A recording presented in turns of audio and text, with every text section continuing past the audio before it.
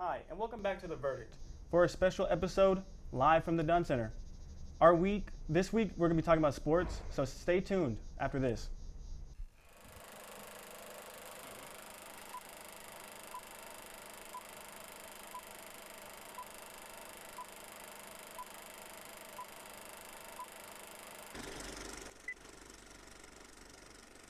Hello everyone, my name is Michael and today I'm joined by my co-host. I'm Jasmine. And I'm Kai. The first movie we're going to be talking about is Space Jam: A New Legacy. But first, here's the trailer. Basketball camp is next weekend. You got amazing potential on the court, and I can help you get there. That's not what I want, Dad. You never let me do what I want to do. You never let me just do me. Hold up, wrong floor. I bet Will Smith ain't got to deal with this. Dad! Down! What in the Matrix hell? Welcome to the space.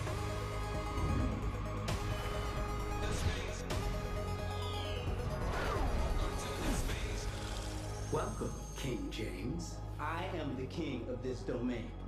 This is the serververse. What'd you do to my son? Where's Dom? The only way you're getting your son back is if you and I play a little basketball. Peay, send this clown to the rejects. Wait.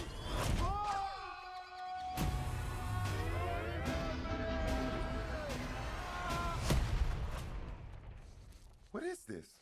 Ah! I'm a cartoon? Meh. What's up, Doc? I need to assemble an elite team to help give my son back. I know what you're looking for. A dream team. Bam! Shoot the ball! Let's try that again, shall we?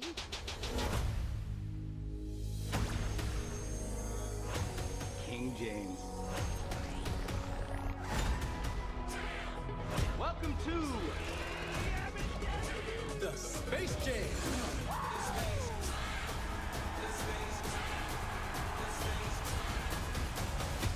Introducing the Goon Squad.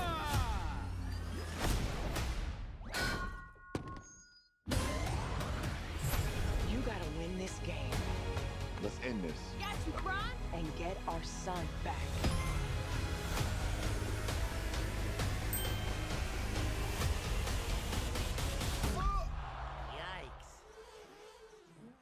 Yikes. Classic. Welcome to the Space Jam.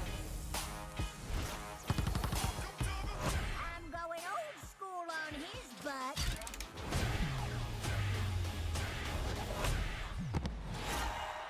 Whoa. Welcome to the Space Jam. So this movie was directed by Malcolm D. Lee and it stars four-time NBA champion LeBron James with Don Cheadle, Jim Carrey, and the Looney Tunes. So basically this movie was about LeBron James and his son Dom trying to come together as a family and, start to learn each other more because at the first, Dom is a video game designer and a basketball player and he's trying to find the mix between the two, and of course LeBron James is LeBron James. And he tries to push his son for greatness, but Dom doesn't want to do that in his eyes. He wants to do it in his own eyes. And main concept of it, they get sucked into the Warner Bros. Multiverse or serververse, and the main antagonist, Don Cheadle, or Algorithm, he takes Dom and makes LeBron play in a game, of course, that's the main concept of Space Jam. And if they win, Dom and him get to go home. But if they lose, they have to stay in the serververse forever. And personally, I feel like this movie was good, but there was sometimes that the acting didn't feel real because, of course, LeBron James starring in his first movie, he didn't have the emotion for it. Sometimes it just felt like he was just reading lines. But at the same time, I liked the cameos in the movie. There was a lot of different Warner Bros. Universes in that, so it all came together as a good heart-warming movie. And I honestly think the original was better, but you can't really bash it because it's as a new legacy. They're trying to revamp as a new era. So trying to do that, I think they did a really good job at that. I agree.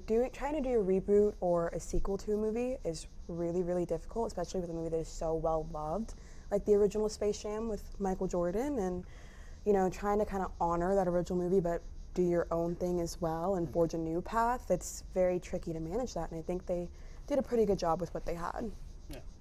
And piggybacking off of what you said, really, there's no comparison and contrast. Like, even though like they're both Space Jams, like obviously, but we're trying to make it into like a new era because this is a new era that we're in. So like, as Michael Jordan era was, it was phenomenal. I mean, don't get me wrong, like original can't be beat, but they're trying to not compare it, but they're trying to make it into like a better version of like this generation. Because if you really looked at the movie was basically like technology based. Because like you said, he was trying to make it into video games and basketball. So I feel like you can't do no comparison because Jordan did his part, but it was just basketball based. Yeah. But LeBron and his son, like you said, they want to do video games. So that's how I feel like that's similar and that's different. Yeah. But I'm not trying to compare them. So. And speaking of the cameos, was there any cameos that caught your guys' eye in particular? It was several of them. It was one of them that caught my attention is towards the end, like how LeBron tried to like do the dunk, like for his game winner, and it kind of looked like Jordan. So that's the part that I didn't like about it. So that's what I feel about that. That cameo. But now we're gonna give our review of the movie, and on a scale of 1 to 10. Personally, I really think it was average. I say about like a 6 or 7. There were some parts of the movie that could have been cut out, but all around it was a good, like I said, a heartwarming family movie. That's what I was going to say too. I was going to move about a 6 or a 7 as well. I liked the overall message. I just feel like there were some things they could have improved. Yeah. Well, I'm like with y'all, like I give it like a 6 or 7 because I want to give it an 8, but because simple fact is it's not just LeBron. Because how Jordan was, it was just him, but like it was more than basketball players. But in LeBron, it was his family and him. So that's how I feel like I like it. True.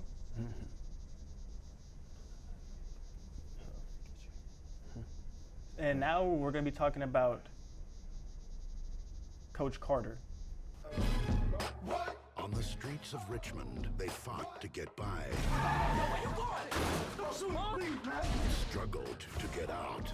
Good, bro. And if they had anything left, they brought it to the court. Your boys don't need practice, they need prison. Good afternoon, young men. Are you some preacher, man? Cause God ain't gonna do you no good in this neighborhood. Leave the gym. I ain't scared of nobody. Cause I'll lay you out. I don't think so. Teachers ain't supposed to touch students. I'm not a teacher. I'm the new basketball coach. Now they have a choice. In Richmond, you're 80% more likely to go to prison than college. This contract states that you will maintain a 2.3 grade point average, and you will wear ties on game day. Between surviving alone. This is basketball, man. These boys are student athletes. Student comes first. Come on, come on, come on, come on, come on. And standing together. If one man struggles, the entire team struggles. You have an incredible gift up here. Do you realize what an opportunity that is for you to get out of here? All you gotta do is have the dream. Cause I just bought that big white crib right there. My wife Beyonce, barbecue with her G-strings on. I said dream, not hallucinate. Gentlemen, we have 6 players failing at least one class. We have failed each other. You put a lock on the gym and forced them to meet you in the library. Coach Carter has taken the lockout to the next level by canceling last night's game, making it their first loss of the season. Coach thinks I can play college ball. I'm gonna do that and raise a baby. What are you saying? You want out? I see no changes. Basketball's the only thing that these boys have got. Now, are we gonna let Carter come in here and take that away from them? You're gonna get through this. Paramount Pictures and MTV Films present. What do I gotta do to play? Whatever you want me to do, I'll do it. One player triumphs, we all triumph, right? Woo! We're gonna finish what you started, sir.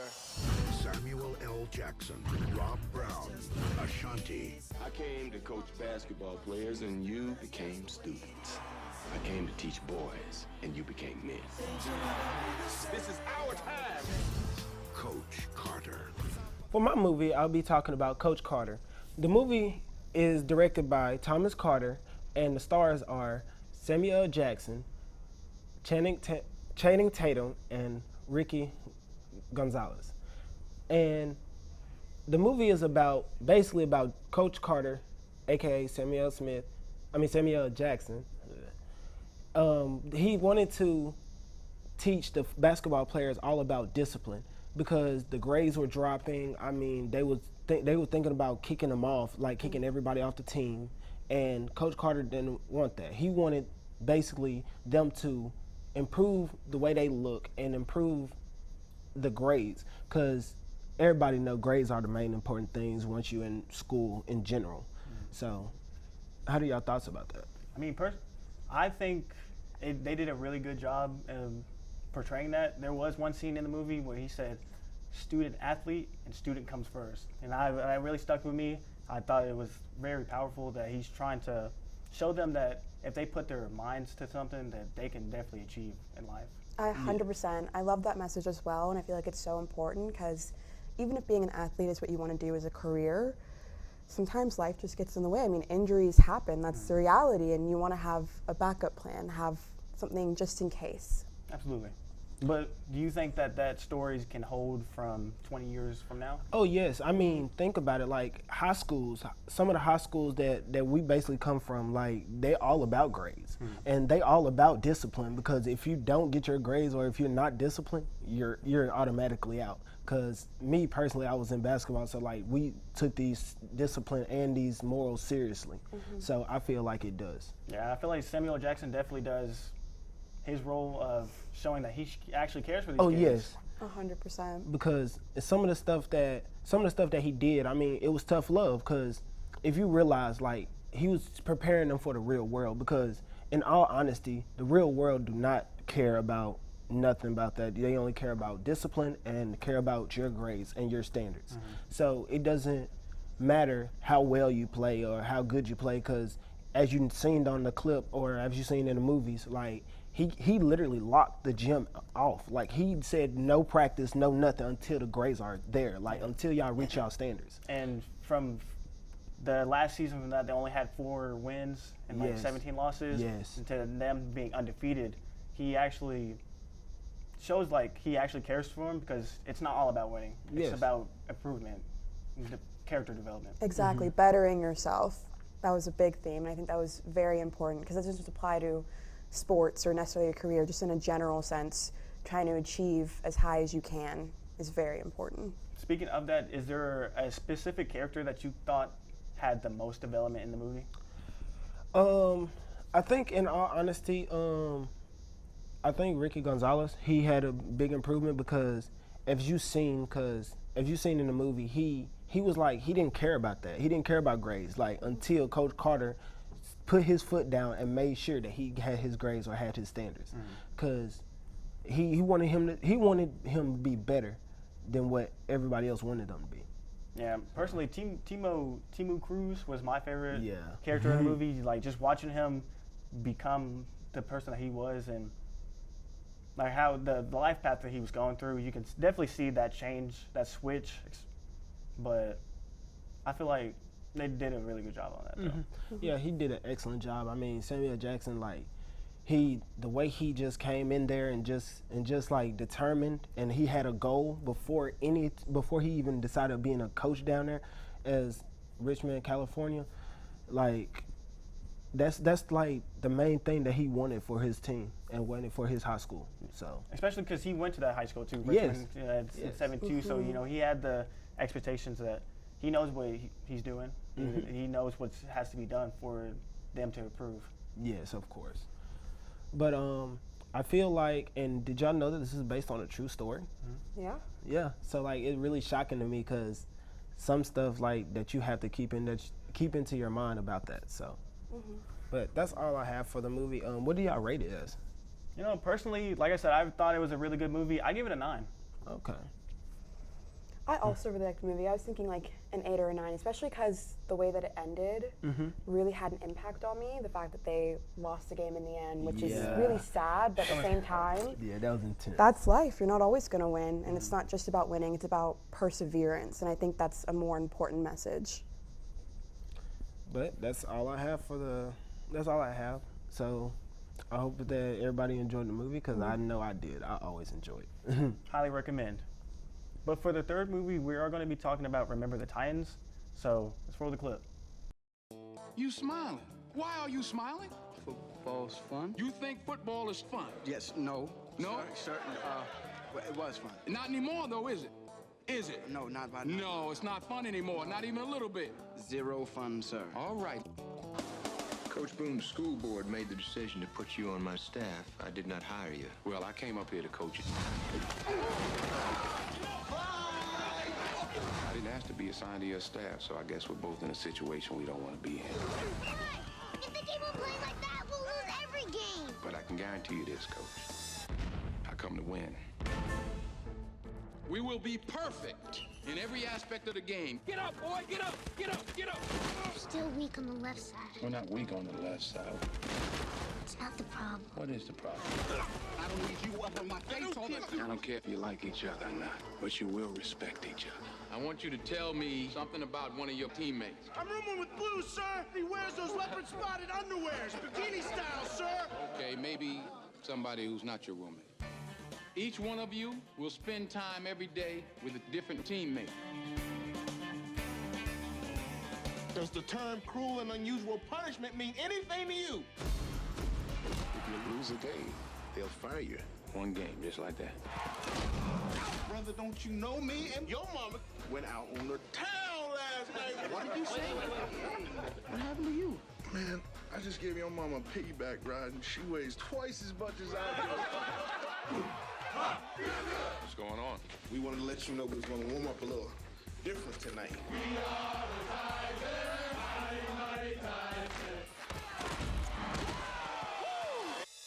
We don't let these people know who's going to win state, right? Right. Greek mythology, the Titans were greater even than the gods. We're gonna change the way we run. They ruled their universe with absolute power. We're gonna change the way we block. Well, that football field out there tonight, that's our universe. We're gonna change the way we win. We don't let anything, nothing, come between us. We are team. So the movie we'll be discussing now is Remember the Titans, directed by Boaz Yakin, and starring Denzel Washington, Ryan Hurst, Wood Harris, Will Patton, and Ryan Gosling is also in this movie. Remember the Titans is based on a true story, and it's set in 1971 Virginia. This is around the time when they started to desegregate things and began integrating, especially specifically in public schools, which is kind of where the story starts off. And it's centered around the high school football team, the Titans. This is personally one of my favorite movies. I love the message, I love the acting, I love how they went about discussing such a serious topic.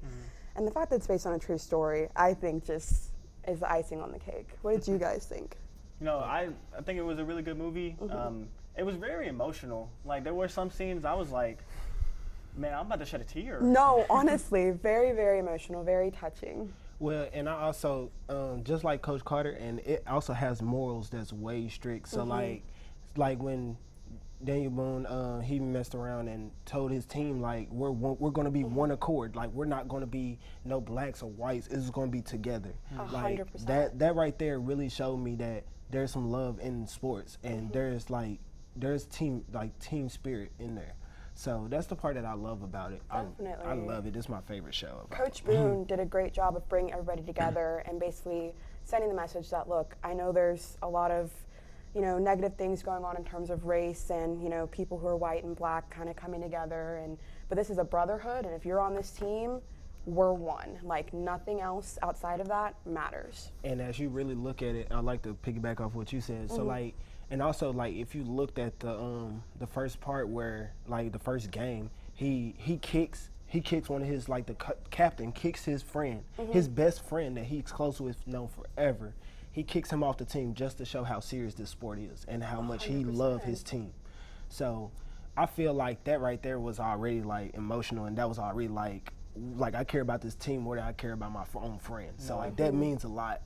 So especially like having the connection between the two, and like being able to see the build up between that, because at first desegregation, most people are new to that and they're very scared. Yeah. There was multiple times in the movie that like Gary's girlfriend talked about how she didn't want to do it, and like towards the end of the movie she said, I'm still scared of it, but she's willing to try. 100%, because it's something new, and during that time a lot of people, especially growing up in the white community, that was like a foreign idea to them, and people are naturally kind of scared of anything that's like unknown. And we definitely saw the struggle and the conflict, especially leading up and in the camp for football.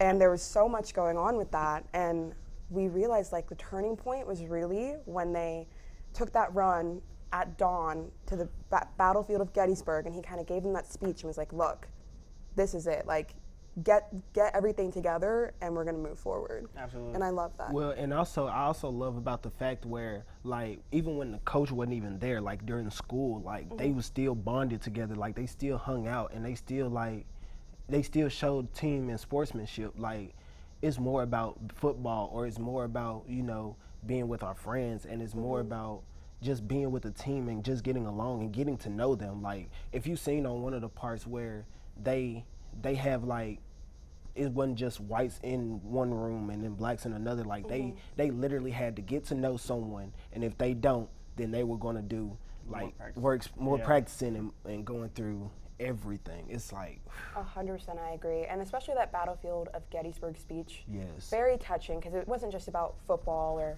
it was just about life in general, and the historical context behind it was amazing. And like I said, that was a big turning point. Things started to take a turn after that. But for context for the audience, we're just gonna play that clip real quick. Anybody know what this place is? This is Gettysburg. This is where they fought the Battle of Gettysburg. 50,000 men died right here on this field, fighting the same fight that we're still fighting amongst ourselves today. This green field right here, painted red, bubbling with the blood of young boys, smoke and hot lead pouring right through their bodies. Listen to their souls, man. I killed my brother with malice in my heart. Hatred destroyed my family. You listen. You take a lesson from the dead. If we don't come together right now on this hollow ground, we too will be destroyed. Just like they were.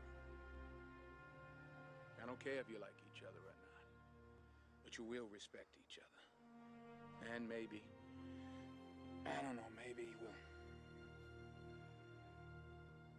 learn to play this game like men. And just a heads up for the audience, this part is going to be spoilers, so if you don't want to have this movie spoiled, skip to the end. But, the battles of Gettysburg, it was a very strong message, and you can definitely show like how people felt because of that. Most of the people lost their lives, families, because of the same situation that they were in. Exactly, because of hate, and I think him expressing it in that way definitely got through to the majority of the players, at least, and they kind of came together after that, and heading into their actual football season, you could see that on the field, like the brotherhood and the camaraderie, and it was honestly amazing. And then to go from that, like them struggling through the outside world and the critics and stuff and sticking together, to Gary getting in that accident, oh my goodness, like that was, even now, rewatching it now, that was still like, whoa, like that was a lot for me, to be honest. And speaking of Gary, let's talk about the two captains. Let's talk about the two captains. The two captains literally, they went into hating each other. They was like going through each other's throats to like, okay, Yeah, like like you're the my best best friend. Like you're my best friend. Like Literally. you're literally like you my know brother. You're my like family. aren't you like the ending like when you mess around and got in the car accident, he was in the hospital and he says, are you blind? Like that's my brother.